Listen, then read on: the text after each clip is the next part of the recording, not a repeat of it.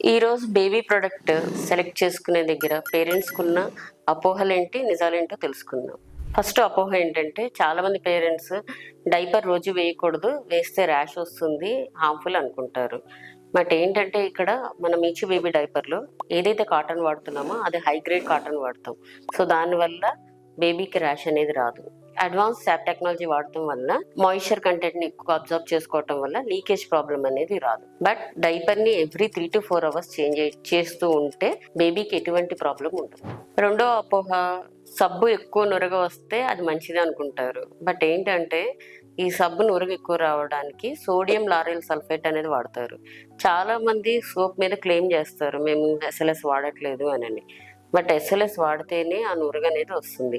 So అది వాడితే ఏమవుతుందంటే బేబీ స్కిన్ ఇంకా ఎక్కువ డ్రై అయిపోతుంది, అది హార్మ్ఫుల్. అంటే బేబీ స్కిన్లో ఉన్న మాయిశ్చర్ని ఇంకా తీసేస్తుంది. సో అలాంటి సోప్స్ వాడకూడదు. మూడో అపోహ పేరెంట్స్కి ఉన్నది ఏంటంటే ఎంత ఎక్స్పెన్సివ్ ప్రొడక్ట్ అయితే అంత మంచిది అనుకుంటారు. బట్ ఏంటంటే దానిలో ఉన్న ఇంగ్రీడియంట్స్ వాటిని బట్టి సెలెక్ట్ చేసుకోవాలి ప్రొడక్ట్ అనేది. మిర్చి మోటో ఏంటంటే ఎకానమీ రేంజ్లో ఇంటర్నేషనల్ స్టాండర్డ్ ఉన్న ప్రొడక్ట్ ఇవ్వాలనేది మా మోటో. మేము పేరెంట్స్ ఎమోషన్స్ని క్యాష్ చేసుకోవాలనుకోవట్లేదు, పిల్లలకి ఏది కావాలో అదే ఇస్తాం.